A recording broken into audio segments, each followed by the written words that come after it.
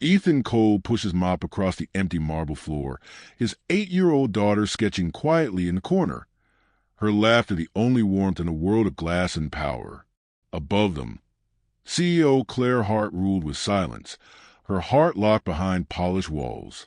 But when a furious Japanese billionaire stormed out, what could one child possibly say to stop him?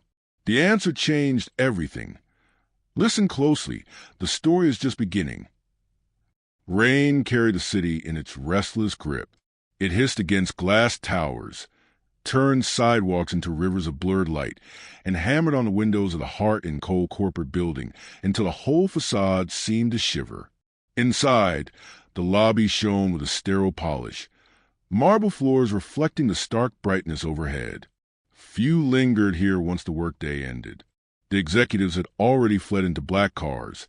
The assistants vanished with their phones still glued to their palms. Only a man with a mop and bucket remained, shoulders bent under fluorescent hum, steady in his unhurried rhythm. Ethan Cole moved across the floor as though each sweep of his mop was a line written carefully on a page. He was tall, his frame lean but shaped by old strength, the kind earned long ago in a life he rarely spoke of. A faint scar cut through one brow, almost hidden by the shadows beneath the lights. His eyes were hazel, flecked with amber that seemed almost warm, though most saw only a man who kept himself silent, efficient, invisible. The kind of worker who existed on the edges, noticed only when the trash bins overflowed. But not everyone overlooked him. In the far corner of the lobby, perched on a low chair too big for a small frame, sat his daughter. Her backpack slumped open beside her, spilling colored pencils and a notebook of drawings. She was bent over the page, strawberry blonde hair falling loose from its braid, lips pursed in concentration. Lila, 8 years old, filled silence with quiet colors, little sketches of animals, the city skyline. Sometimes a mop her father pushed across the floor. She always looked up when he passed her way, always smiled, though she never interrupted him unless she sensed he wanted it. The company allowed her presence after school hours because Ethan had no choice. He could not afford a sitter, and she was too young to be left alone at home. At first, there were whispers about the janitor's daughter cluttering the pristine halls. But soon even the sharp-tongued receptionist softened. Lila carried a kind of light with her, unassuming, gentle, yet stubborn enough to hold her place in a world not built for her. She paused in her drawing, lifted her head. "Daddy," she whispered, voice like a secret shared only between them. "Look." Ethan set the mop against the bucket and crossed the room. She held up the paper. A sketch of him, broad shoulders bent, mop in hand, but in the corner she had drawn a small crown tilted on his head, almost hidden, as though only she knew it belonged there. His throat tightened. He crouched to her level, his knees creaking, and brushed a hand across her hair. "That's good work, Bug," he said softly. He didn't say more. Words were not his gift.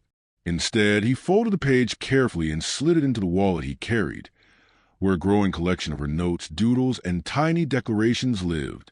His ritual, his anchor. Lila smiled, satisfied, and returned to her notebook. Ethan rose again, mop in hand, and the rhythm resumed. The air changed when the elevator chimed. He did not look up right away, though his body stilled for the briefest moment. He didn't need to see her to know it was her. The heels sharp but unhurried, the faint rustle of fabric tailored to perfection, the silence that fell around her as if the space itself recognized authority. Claire Hart, CEO of Heart & Cole, moved through the lobby as though cutting through water. She was 40, though the precision in her posture made age irrelevant. Shoulder-length dark hair framed a face both elegant and severe, pale green eyes that rarely softened even in laughter, which was itself a rare thing. She did not glance toward the janitor or the child. She rarely did. Not out of cruelty, but out of habit. Her life left no room for the incidental, the tender, the unnecessary. Tonight, however, she paused, just briefly. Her gaze flicked toward the corner where Lila sketched, lingered for half a breath too long, then slid away. She moved past them, heels echoing up the marble steps, swallowed again by the upper floors. Ethan released a breath he hadn't known he was holding. For reasons he could not explain, her proximity always stirred something unsettled in him. Not desire, not fear, but the sense of mirror being held up, reflecting lives chosen and unchosen. She carried loneliness disguised as control. He carried control born of necessity, wrapped around a loneliness he refused to name. The night stretched on. Rain thickened outside, neon signs bleeding across the glass. Ethan finished the lobby, polished the brass railings, emptied bins still filled with memos and coffee cups. Lila curled into her chair, sketchbook against her chest, her eyes fluttering closed. He lifted her carefully, cradling her light frame against his shoulder. She murmured something in half-sleep, a phrase too quiet to catch, and nestled closer. He carried her to the staff break room where a small couch waited, laid her down gently, and draped his jacket over her. Returning to the lobby, Ethan found a cluster of voices rising from the mezzanine. He stilled his mop, listening. It wasn't his place to eavesdrop, yet survival had long ago taught him to attend to tones, not words. Urgency, frustration, a crack of panic. Those were clear, even muffled through glass. Executives were preparing for a meeting tomorrow, the kind that could make or break fortunes. One voice, sharp with irritation, hissed something about an investor flying from Tokyo, the presentation not ready, the assistant failing. Another voice, Claire's, cut through, clipped and precise, though beneath its control lived strain. Ethan bent his head again, resumed his work. None of it was his business. Yet he carried the sound with him, tucked beside the folded drawing in his wallet. A storm was building above, and storms had a way of spilling downward, finding those least able to shield themselves. Later, when the building grew still again, Ethan stepped into the break room. Lila stirred as he lifted her, wrapping her arms around his neck. She smelled of graphite and sleep. He whispered, "Almost done, bug." She nodded against his shoulder, too tired to reply. As he gathered his things, he noticed a light still burning on the top floor. Claire's office. A shadow moved across the window, her silhouette alone against the skyline. She was always the last to leave, though Ethan suspected she never truly went home. Some people lived in the spaces they built. Some simply haunted them. He locked the custodial closet, slung his bag over one shoulder, and carried Lila out into the rain. The storm greeted them with cold sheets, soaking his shirt within moments.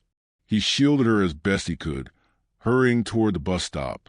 Behind him, the tower glowed like a sentinel, unyielding, watching. On the ride home, Lila rested against him, head on his arm. She dreamed, lips moving faintly, and let the sound of rain on glass drown the ache in his chest. Tomorrow would come with the same rhythm. Mop, bucket, daughter waiting, laughter too fragile for such halls. And somewhere above, Claire Hart would continue building her empire brick by brick, unaware that the lives circling hers carried their own empires of quiet resilience. For now, that was enough. But the storm brewing above the city had already chosen its course, and neither Ethan nor his daughter, nor the woman alone in her glass tower, would remain untouched when it broke. Morning rose gray and heavy, the kind of light that flattened the city rather than brightened it. Ethan walked his daughter to the building, her small hand wrapped inside his callous one, her braid bouncing against the collar of her coat. She was humming softly, a tune he half recognized, something her late mother had once sung under her breath while cooking, but the memory only brushed him, fleeting, before dissolving into the rush of traffic. The lobby already thrummed with nervous energy. Assistants hurried past with files clutched to their chests. Security officers adjusted earpieces, and the air carried a metallic bite of anticipation. Ethan felt it before he understood it. Something loomed over this day, heavier than routine, sharper than deadlines. Lila sensed it too, her steps slowing, her gaze flicking to the adults who whispered in corners. He guided her toward her usual spot near the corner chair.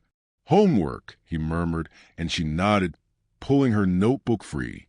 He crouched briefly, brushing a thumb across her cheek and her eyes steadied. It was enough. Then he rose, collecting mop and bucket, slipping back into the shadowed rhythm of invisibility. Upstairs, the boardroom had been staged like a theater. Glass walls gleamed, the long mahogany table stretched beneath pendant lights, and pitchers of water sat untouched at each setting. Claire Hart stood at the head, her expression polished into neutrality, though inside she could feel the edges fray. She had given precise instructions, trusted her assistant to prepare the proposal, the charts, the translation notes. This morning she discovered how shallow the work had been. Slides half finished, research thin, substance missing. Rage clawed at her ribs, but she had no time to remake what should have been flawless. She inhaled once, the way she had trained herself to before entering battlefields of finance. Breath in, breath out, and her armor sealed. She told herself she could carry this. Yet somewhere, beneath all the steel, was a memory of failure, the echo of betrayal that had taught her to hold no one too close. The elevator opened. A hush swept the boardroom. Takahiro Sato entered with deliberate calm. He was a man of measured presence, tall and immaculate, his black suit tailored to severity that left no room for warmth.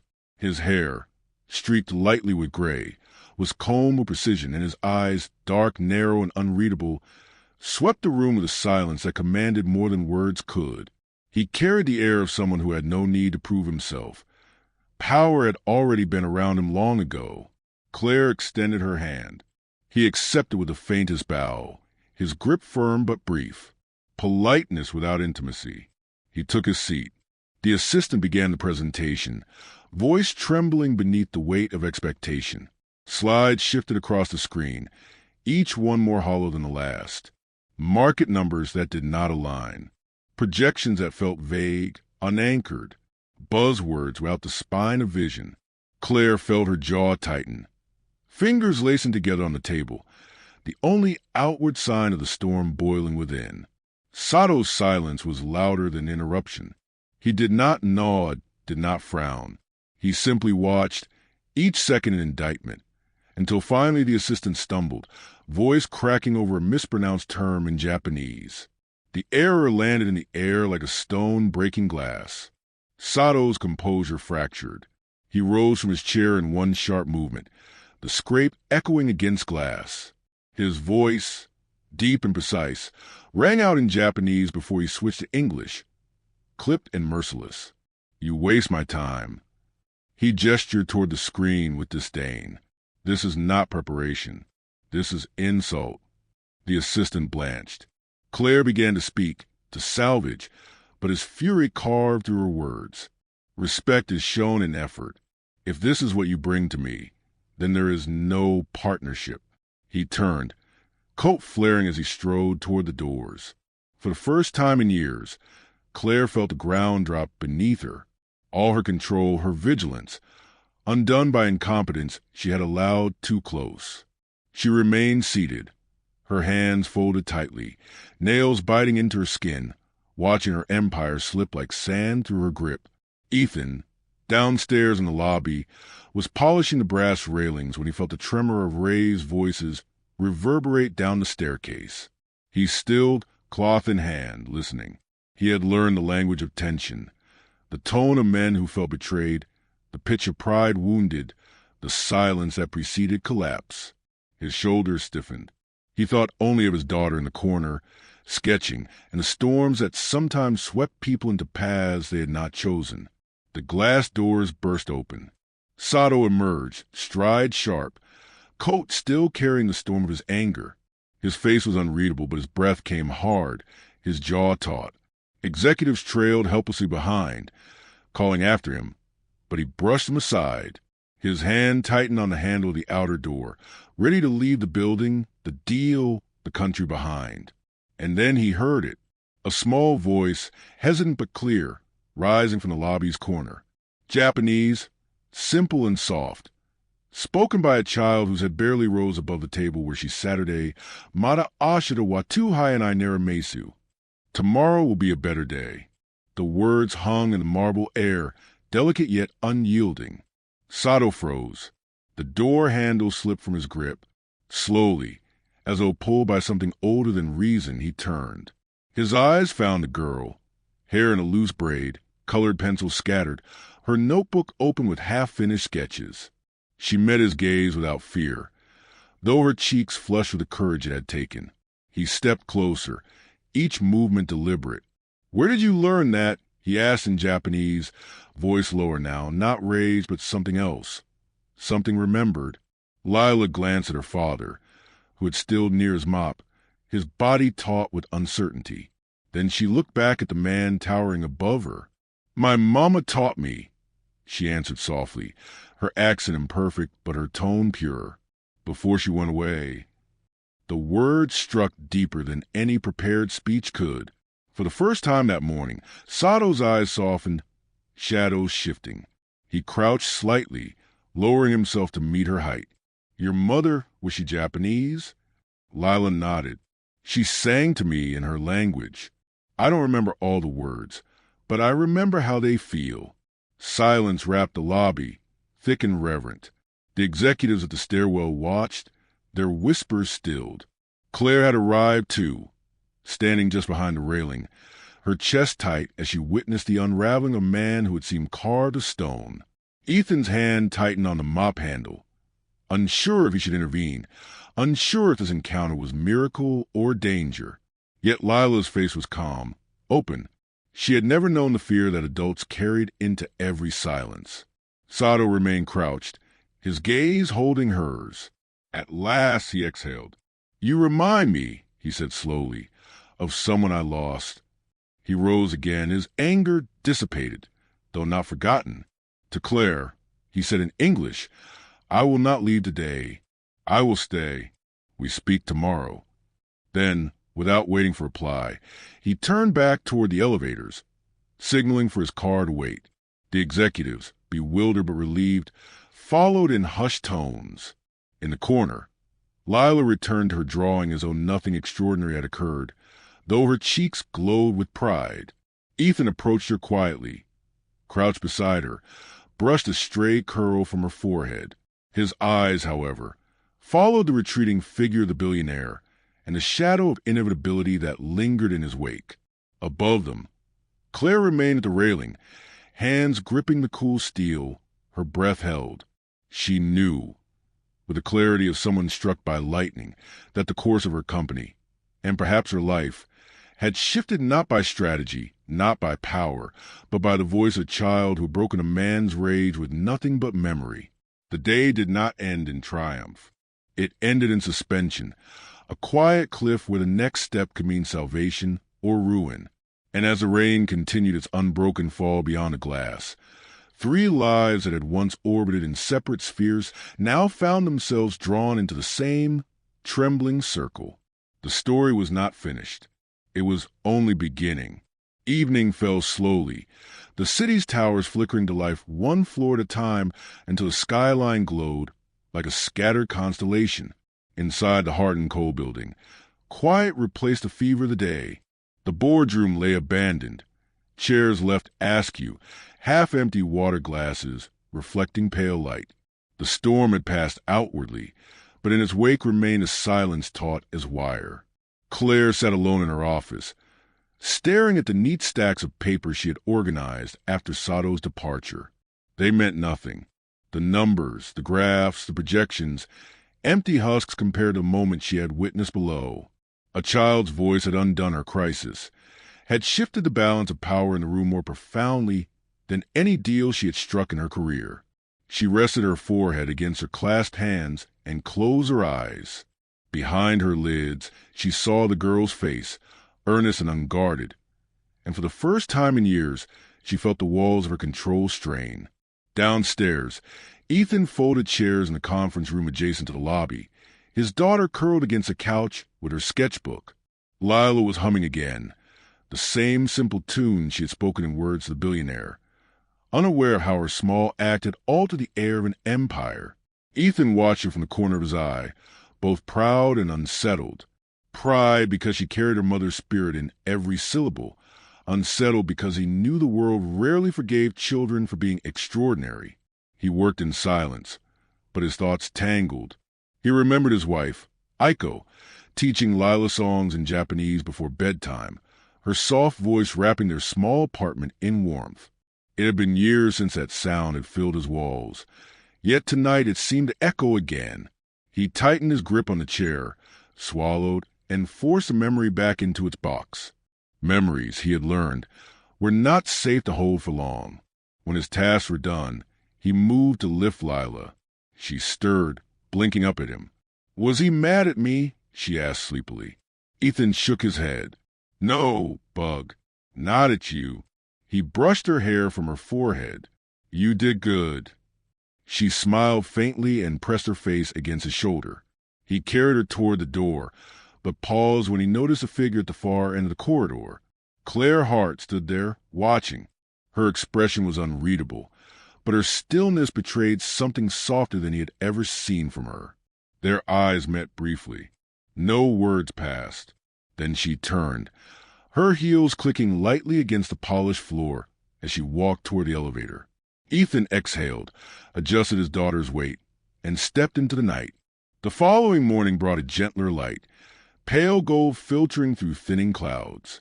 Sato remained in the city, housed in the penthouse suite hotel, and his presence weighed over every employee like a verdict yet to be spoken. Claire moved through her day with precise gestures, but beneath them churned unease.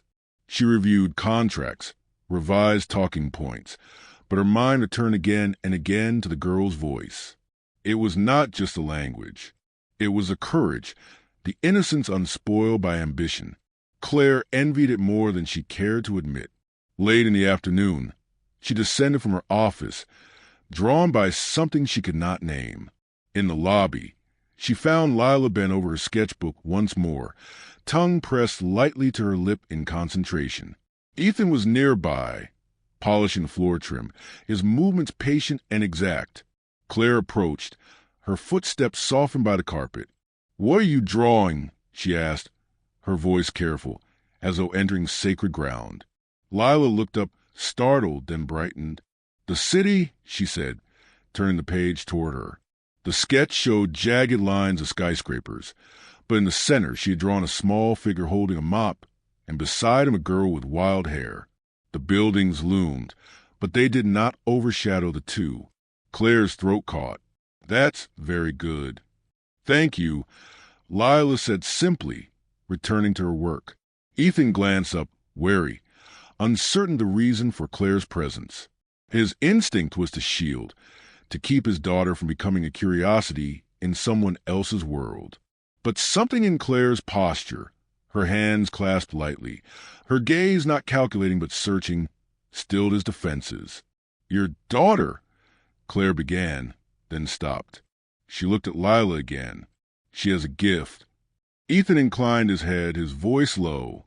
"She's got her mother's heart." It was the first time Claire had heard him speak of a wife. She studied his face, the lines drawn by loss, the way he said the word, as though it still held weight in his chest. A question rose in her, but she did not ask. Some griefs were not invitations. Instead, she said softly, "She changed yesterday." "All of it." Ethan's eyes flickered to hers, steady, unreadable. "She didn't mean to." "Sometimes meaning doesn't matter," Claire replied. "Sometimes the smallest thing is what saves us." Their words lingered in the air, suspended by a silence more intimate than any confession. Then Lila broke it with a laugh, turning a page and beginning anew. That evening, Claire found herself unable to leave the building when the hour came. She walked past her office door, past the waiting car outside, and instead wandered back to the lobby. There she discovered Ethan and Lila preparing to leave. A storm had rolled in, rain streaking the windows. The building shuddered as thunder cracked overhead, and then, suddenly, the lights flickered out. Darkness swallowed the hall. Emergency lamps flickered to life, casting everything in muted amber. For a heartbeat, no one moved. Then Lila's voice rose, uncertain but clear. "It's okay. It's just a storm." Claire exhaled, her composure slipping with the shadows. She found herself beside Ethan and his daughter, without realizing how she had crossed the distance. They sat together on a bench, waiting out the outage, the storm drumming against the glass. Lila hummed softly again, the Japanese lullaby her mother had once sung. Her voice, pure and unself-conscious, filled the space with fragile comfort. Claire listened, eyes closing briefly. Something inside her chest cracked, not painfully, but like ice breaking to reveal water beneath. When the light surged back, they did not move at once. The moment lingered, etched in the silence between them. Over the next days, quiet connections formed like threads. Claire found reasons to pause near the lobby, to ask after Lila's drawings, to watch Ethan mend a broken strap on his daughter's backpack with careful fingers. Each time she lingered, something softened in her posture, a fracture in her armor. One evening, she asked Lila about the song she had sung in the dark. The girl explained, in halting words, that it was a lullaby her mother used to sing. Claire surprised herself by asking Lila to teach her. The child obliged eagerly, humming the notes, repeating the words. Claire tried, her voice catching, her accent clumsy, but she continued until the sound trembled into something almost true. Ethan watched from a distance, silent, his heart heavy with recognition and something unspoken. For Claire, the ritual became a mirror. She who had spent years closing herself from intimacy now found herself stumbling through words she did not know, guided by a child's patience. And in those small lessons, something in her began to thaw. The storm outside continued through the week, but within the walls of the building, different weather gathered, gentler, uncertain, but alive. Ethan noticed in the way Claire lingered, in the way her voice softened when she spoke to Lila. He also noticed the ache it stirred in him, the dangerous awareness of how quickly lives could entangle. One night, after the halls had emptied, Ethan sat repairing the sole of Lila's worn shoe. His hands, callous and steady, work with thread and needle he carried for such tasks. Claire entered quietly, watching from the doorway. The sight held her still. A man, bent over his child's shoe, pouring care into something most would discard. It struck her harder than wealth, harder than strategy. Here was devotion she had never known, not from parents, not from partners. She felt the ache of her own absence, the emptiness she had filled with work and ambition. She stepped closer, her voice low. "You fix everything yourself." Ethan looked up briefly. "Can't afford not to." There was no bitterness in his tone, only fact, carried with dignity.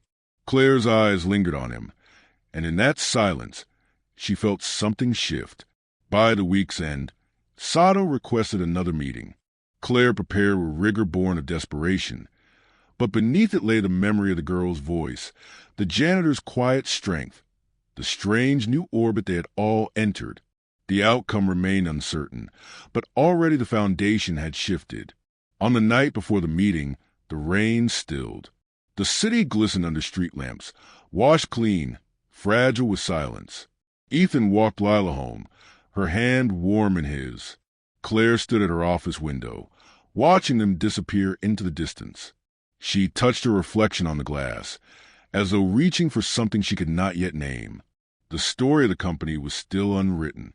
The story of 3 lives, unexpectedly entangled, was only beginning to take shape. And somewhere beneath the stillness, hope stirred with the quiet insistence of second chances. Morning broke pale and subdued, as if the city itself held its breath.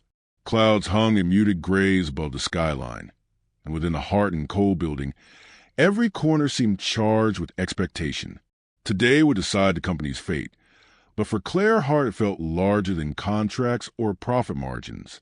It felt as though something deeper than business had been placed into her hands, fragile and irretrievable if dropped. She stood before her office window, watching the streets below. Cars inched through the drizzle, umbrellas bloomed like dark flowers, and the hum of the city moved forward indifferent to her anxiety. She pressed a hand against the glass, drawing strength from its chill. This was the armor she had always relied on: order, precision, composure. Yet it no longer felt sufficient. She thought of Ethan, bent over his daughter's shoe with quiet devotion, and of Lila's unflinching voice cutting through the storm of a man's rage. Those images had unsettled something she had long considered unshakable. In the boardroom, executives shuffled papers and rehearsed lines, though everyone knew words would matter less than the judgment of the man arriving.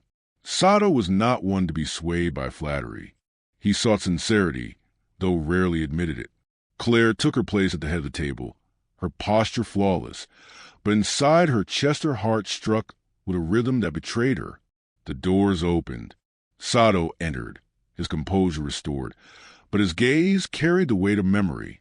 He nodded politely, then gestured for the meeting to begin. Presentations rolled forward, cleaner this time, more deliberate.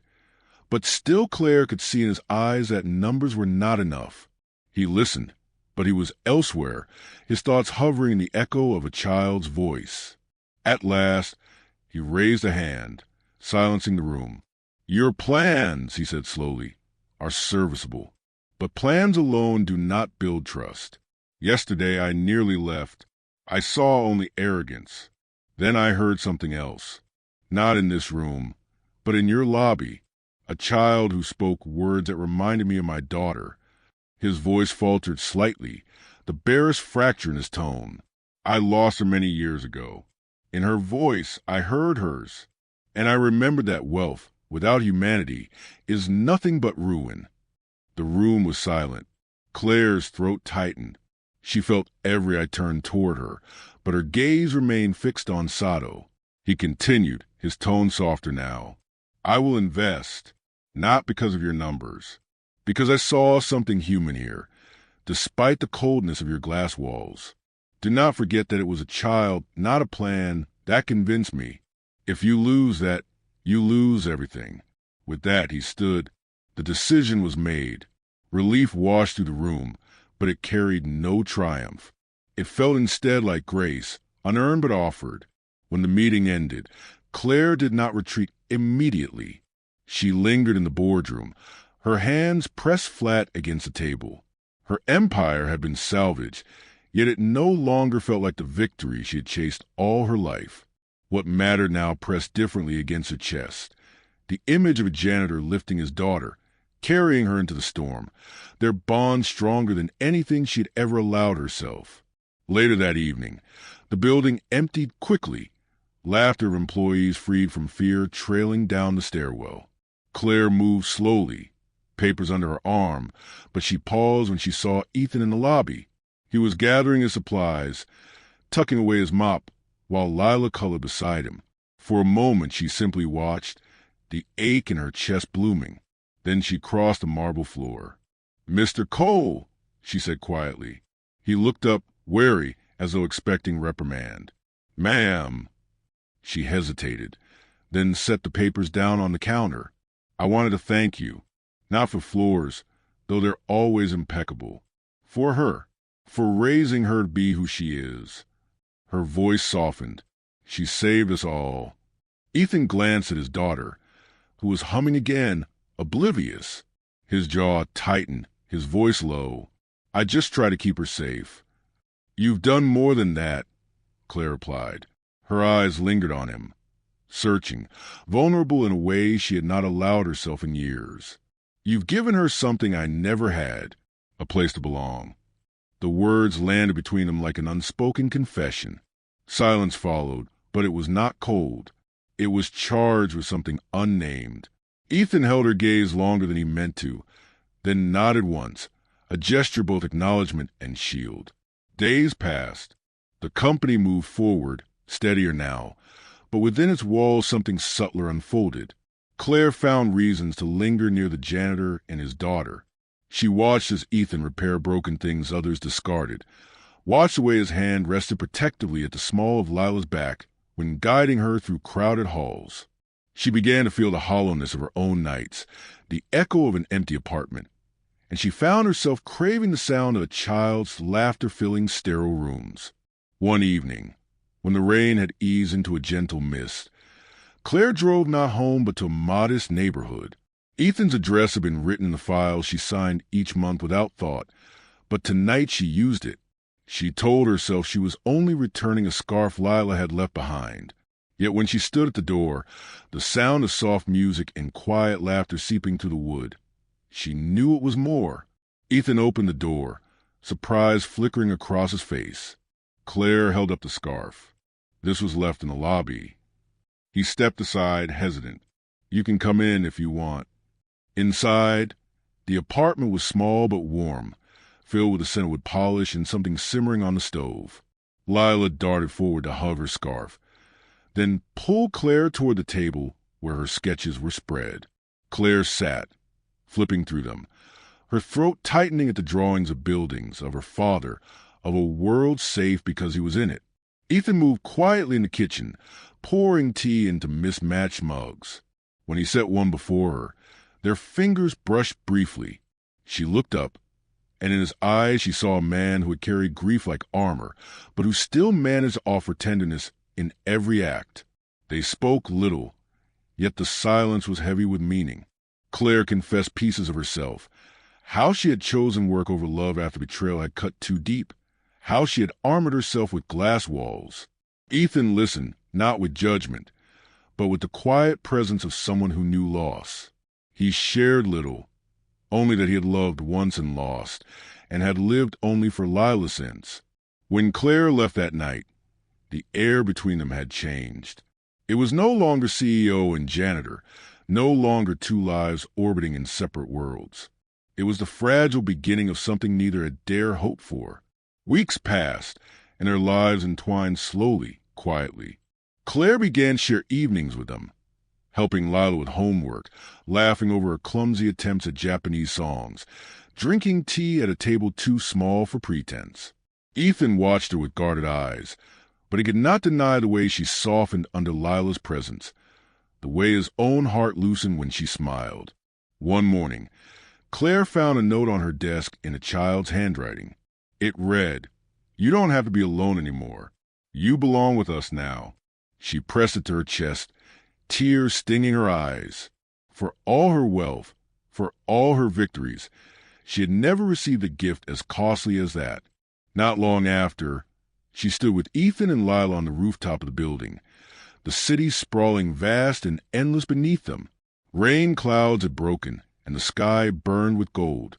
Lila leaned against her side, sketchbook in hand, while Ethan stood beside her, steady and quiet. Their hands brushed, then lingered, not hidden, not denied. For Claire, it was not triumph she felt, not survival, but something rarer, belonging. For Ethan, it was a release of years lived only for duty. And for Lila, it was simply home, expanded to include one more heart. The skyline stretched before them, vast but no longer cold. And so the story ended not with contracts signed or towers rising, but with a quiet vow unspoken, carried in the stillness between three people who had found, against all odds, that even in brokenness, love could take root again.